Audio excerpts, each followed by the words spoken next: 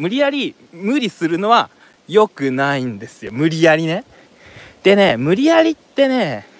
できないんだよね。結局続かないんですよ。結局自分で追い込めないと意味ないんですよね。これ他人から追い込まれたことって僕の経験上だとその後いい結果を生んだことってないんですよね。だから例えばですよ、受験勉強とか無理できませんでしたこれで何になんだよっていうさ、よくわかんないこととかつまんないことに関してはね、やっぱ本気になれないし無理できなかったですね。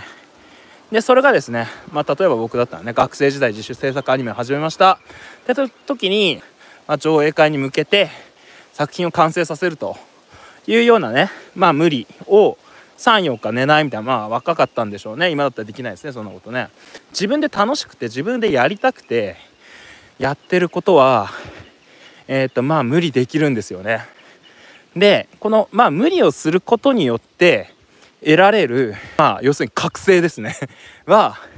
確実にあります。はい。この無理をしてる時の覚醒って何かっていうとですね、まず制限時間があるってことですよね。この限られた時間でできることって何だろうって考えるわけです。例えばこれはね、実制作の締め切りもそうだし、例えばアニメーターになった後のその作家やってる時とかね、締め切りはここまでで何カット上げなきゃいけない。そうすると余計なことできなくなるんですよちょっとでもマシな完成フィルムになるように、するにはどうしたらいいんだろうとかね。もちろんそれは原画の時もそうですけど、時間がない時に例えばこれだけボンと積まれました、50カットバーンと積まれました、それをどう直すかねっていうのをですね、一旦自分に対してのこの無茶ぶりをすることによって分かる地平っていうのがあるんですよ例えば僕なんかだと、いつも無理していつも無茶な生活をしてるわけではないです。素人目に見てすごい量添削してるように見えますけど、してるんですけど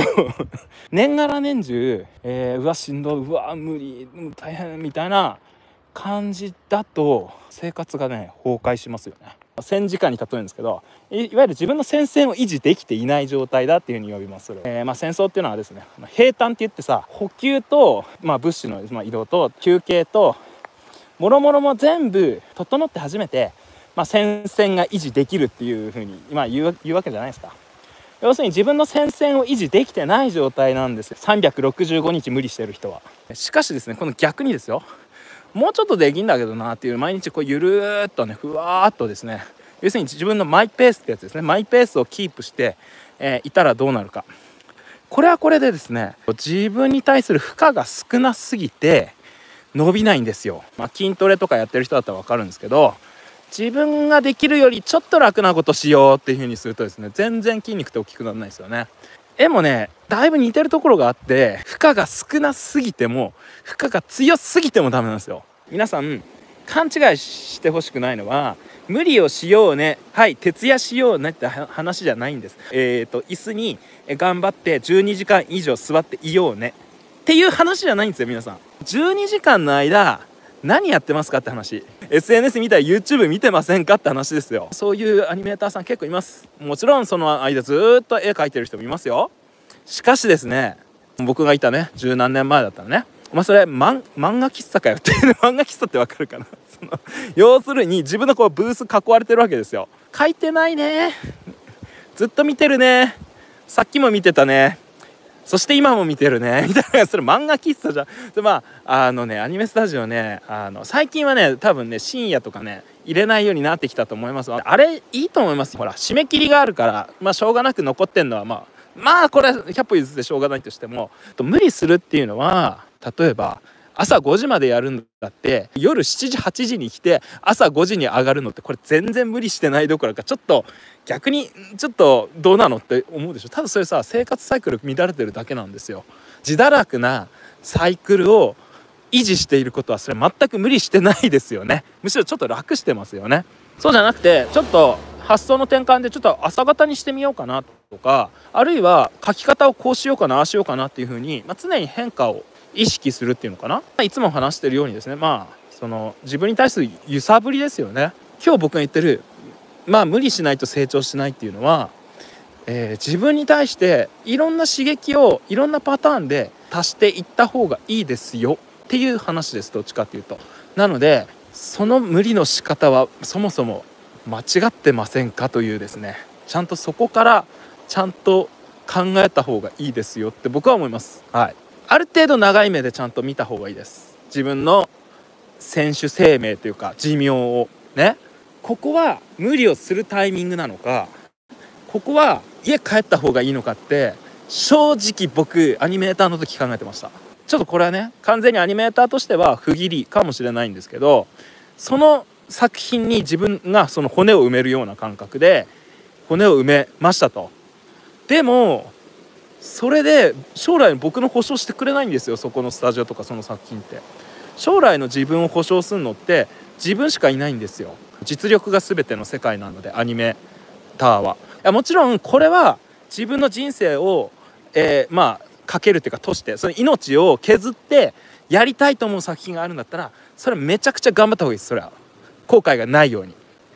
僕結構やっぱマリカーとか好きなんですよ。マリオカートね、自分のほらブーストみたいなのじゃん。ブーストどこで使うかなんですよね。1周目で踏み切って自滅するやつもいるよねとかね。そうじゃなくてどんなにかっこ悪くてもですよ、最後の最後に1位になりゃいいんですよ。あれマリオカートとかF0 ってそこはね熱いじゃないですか。これが自分の人生の中での勝負の見極めってのがあって、これただしねいかんせんですね、ここが読みが甘い人はねくすぶってたりねうまくいかないんですよ人生。てかアニメスタジオ所属してる人どのぐらいいるかちょっと分かんないですけど、ここでちょっと皆さんにね秘密を一つだけ言っときますよ。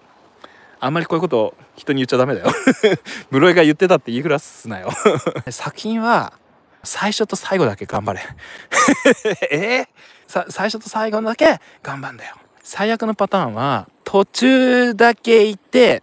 最後いない、これ一番評価低いです。これ最悪。まずね作品の選び方としてなるべく長期でやりそうなのに参加する。これはある程度自分の実力がある程度身についた時点での話ですよ。1年以上続きそうな作品、これからかかりそうっていうのが割とおすすめ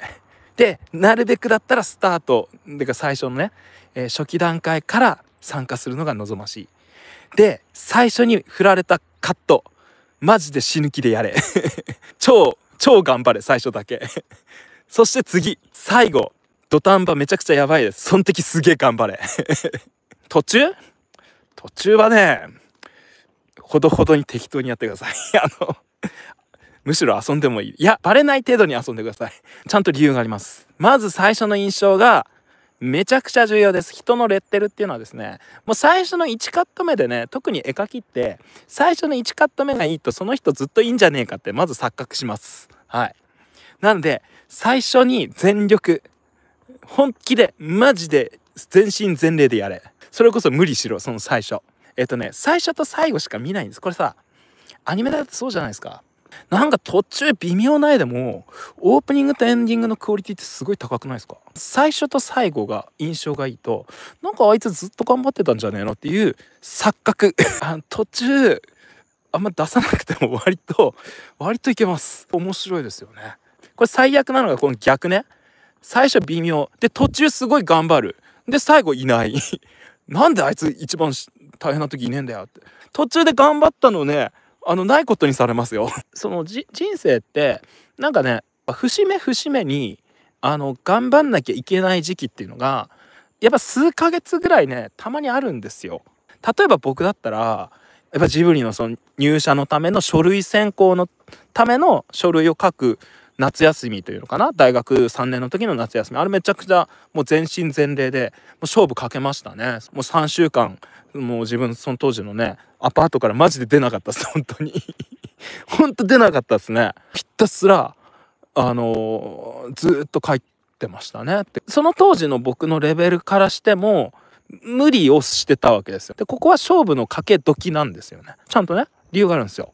例えばそのジブリに受かったらですよ、研修の期間とかでも200万ぐらいかな。今ねマジでみんな恵まれてます。アニメーターこれからなりたい人。僕の2003年4年くらいに年間200万円新人に出すスタジオなんかほぼなかっだと思います。本当多分今もう2、30社ぐらいは多分出すんじゃないですか。そういうですね、めちゃくちゃ過酷な状況でした、僕がアニメーターになる頃はね。でそこから逆算するとですよ、書類選考の1枚に200万の価値なんだよ、一言で言うとっていうものだと思って書くんですよ。それに200万の価値があると思って書いたら全身全霊で書くでしょ。ただ金の話じゃなくて、それダメだったら僕田舎で学校の先生になんなきゃいけないんですよ。だからそこが人生の分かれ目なわけですよ。っていうような、おそらく皆さんいわゆるチャンスとピンチっていうのが多分人生の中で多分みんなね同時に来てるはずなんですよ。でもね、これね、ひどいこと言うよ。ダメなやつはそれに気づかないんだよ。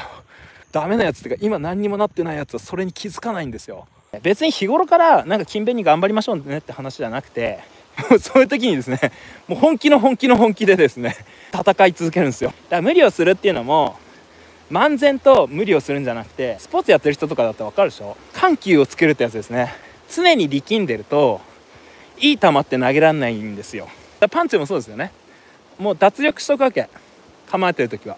ね。でそのヒットする瞬間にすごい力を入れるんですよね。メリハリをつけた時に、力がすごい最大化するようにねやるわけじゃないですか。でそれがですね、やっぱりその自分の人生でもその、ヒットする瞬間っていうのを力がいくように日頃そこそこ継続してやっとかないとそれもできないからね。いきなりですよ、明日じゃあなんかそのアニメーター有名な人に会いますよ、じゃあその人に見せようっていきなり言われても力発揮できないよね、いきなりは。無理しろって言ったっていきなり無理できないんですよ。だから日頃からほどほどに頑張っておけっていうね。日頃からほどほどに頑張っておいて、いざ勝負になった瞬間に力をめちゃくちゃ発揮しようっていうやつですね。そう、全部頑張るのは全部頑張んないのと同じですからね。勉強できない子はさ、全部に赤線引く人いるじゃないですか、あれそれは引かないのと同じじゃないって、そのまっさらの教科書の方がむしろ見やすくないですかって。全部赤線だらけの教科書ってダメでしょ。3箇所ぐらいとか4箇所はせめて5箇所ぐらいの赤線だからこそ覚えられるわけじゃないですか、教科書ってそれ全部に赤線引いたら意味ねえだろってなるでしょ。それと同じで全部頑張ったらダメなんですよ。何かを頑張るということは何かを頑張らないというか頑張れませんから、全部にその赤線を引くような人生は無理です。何事にも頑張るは嘘。何かに頑張ったらその分の時間は使うんだから無理。そう